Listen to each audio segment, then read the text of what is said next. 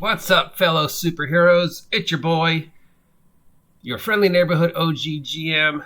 It's 6:30. It's the 17th day of March. It's St. Patrick's Day. Hopefully you're all enjoying corned beef and cabbage and green beer.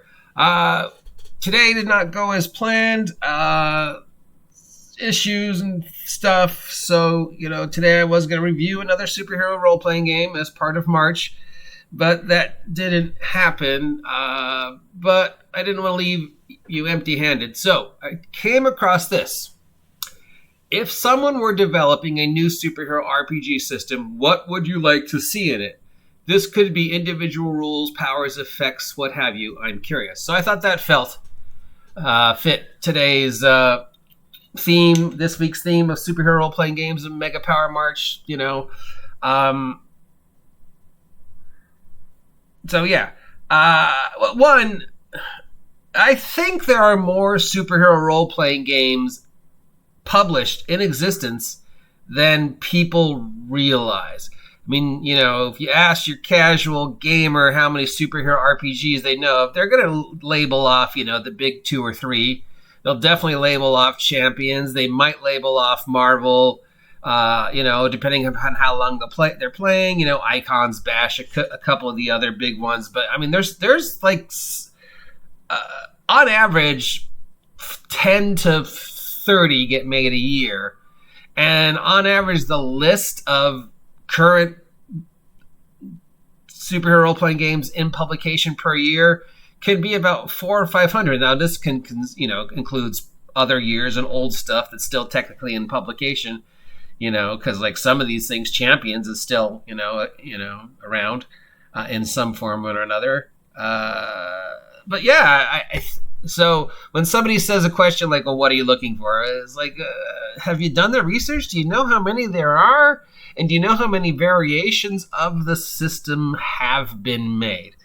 Because, we started with 2. There were 2 ways you could do superheroes.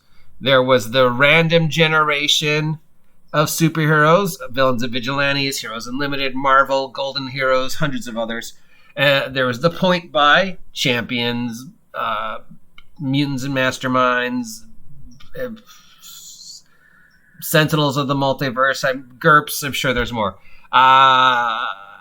Post 80s, going into the 90s, we got the storytelling style of superhero systems like Aberrant, and there are a couple others, and some of the weirder stuff like Paragons, and what was the one where everybody was an angel? Villains Always Lose, when we used playing cards, or some playing card systems around.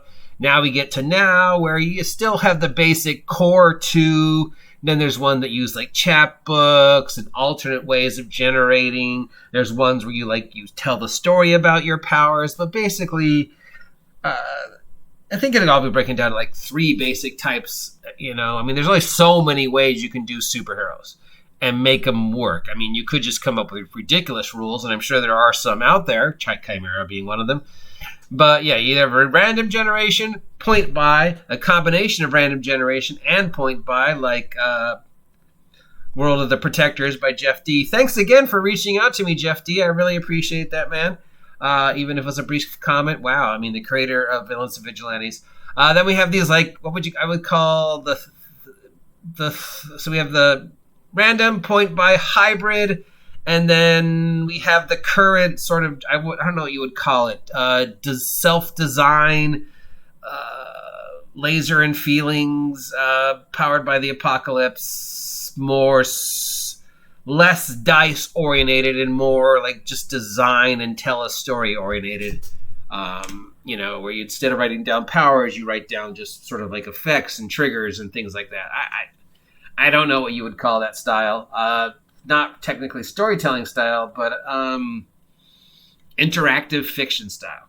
So what would I look for today if I was designing a superhero role-playing game? If I can't get an established comic book behind it, because that would be the first thing I would be looking for, is there an instantly recognizable group of superheroes I can attach to this product? Marvel, DC, Image, Carlton, the independent stuff, the Dynamite stuff. There's a couple of ones out there. I mean, Marvel and DC have been picked clean. There's a new Marvel comic coming out in April. There's there's a Batman RPG out or coming out, and there's Hims and Haws of a DC one coming out again in some form or another. But, so that would be the first thing. I would first try and get an easily recognizable group comic book associated with it. Okay, if I couldn't do that, then art would be the first thing. I have to grab them with the art, and I have to grab them with the story, because that's what's going to make me stand out from the other superhero role-playing games that are coming on the market right now, and the really established ones that have really sort of, paved the way. I mean, Mutants and Masterminds, and stuff like that. But, the last 10 years, it's been M&M. So art, I wouldn't want the book to be too big.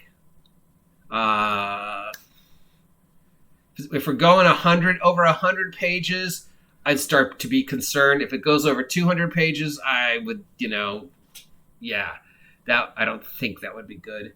Because I'd want it to be easily accessible.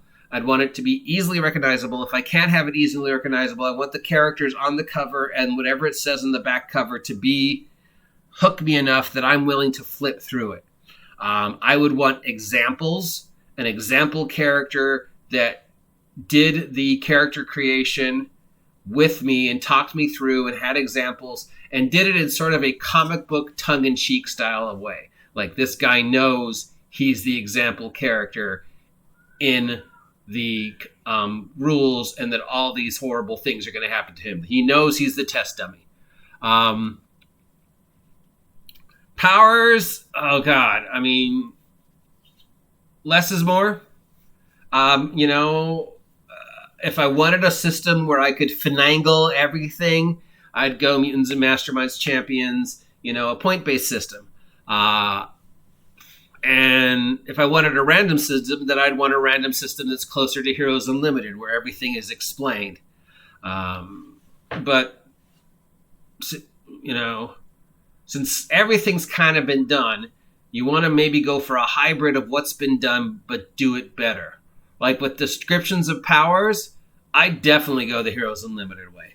I'm not aware of any other game, I'm sure there is some, that has that level of detail and that level of just made up descriptions and made up technology and finding the descriptions of what each power could do. But then that would get a little clunky. Then we're going into the more descriptions and the more information I give in the powers. That's taking up more pages. But I'd want something close to that, definitely, because that's would be what would hook me. Is a hybrid between point buy and randomly generated. Easy enough to find the powers and then just find the description of what the powers can do. I wouldn't want the finagly stuff. I wouldn't want the advantages and the disadvantages and the quirks, because my energy blast is sticky and that energy blast isn't sticky and there's a 10-point difference. I know it's trying to emulate the comics, but I think the points, when you get like the advantages and disadvantages and 15 or lesses and stickies and whatever, it just sort of breaks down into a series of numbers and doesn't really feel comic booky. So I would get rid of that. The powers work great in Marvel. The powers work great in V&V. The powers work great in Golden Heroes.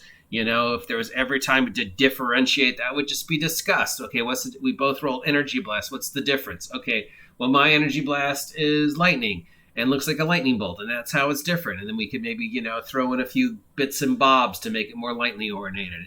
That would be more just, the storytelling, player, character, DM working together. Yeah. So I'd want a good basis of powers, but I don't think you need to do the complete list of all superpowers because some of those powers are redundant. But a good blanket list with room to, allow a little leeway on the player, character, DMs creating individuals, but not so much the advantage and disadvantage. stuff like that. So hybrid between point-based and random. Good enough descriptions of all the powers that it gives you a general idea. Yes, I can, in fact, cook a turkey with my flame powers, but doesn't take too much stuff up. The freedom to alter the powers based through just working with the DM, because that was fine for hundreds. We were playing for years with just, I've got energy blast. How is mine different than his? And when doing V&V and stuff like that. I don't think you need the champion shit. So yeah, if I was to design a superhero game, that was probably what I would do. Now, of course, I just designed a 5e inspired superhero role playing game, very low power, sort of based on like Alpha's push, Jumper. So I haven't really gone full 5e superheroes, but a lot of people say 5e already is really superheroes, but I don't think D20s definitely would not do a level class system. That has not worked. Mutants and Masterminds only started working when it stopped trying to be D20 champions and tried to be its own game. Yeah, so don't be D20 champions. Don't have the Energy Blaster class and a lot of the other D20 classes have done. So yeah, happy medium. So that was what I would do. So if I was going to design another superhero playing, I probably wouldn't use 5e as my model, even though it's perfect for, that type of high action. But the classes and levels work with supers, but I don't think classes do. So I would get rid of the classes, which would sort of make, it not 5e. It would just make it a D20 system. But yeah. What was I talking about? Sorry, like I said, it's a hard day, and I'm just blabbing now. I apologize. Anyways, that's how I just would design a superhero playing game. Let me know what you think. I'm going to post the question here, and you can come up with your own ideas of how you would develop a superhero role-playing game. That's it for today's Mega Power March. Tune in tomorrow for our regularly scheduled news, weather, sports, general internet nonsense, and this week's editorial, and whatever else we feel like talking about on a Friday. It's a strange, weird world, so stay safe out there. And get off my land.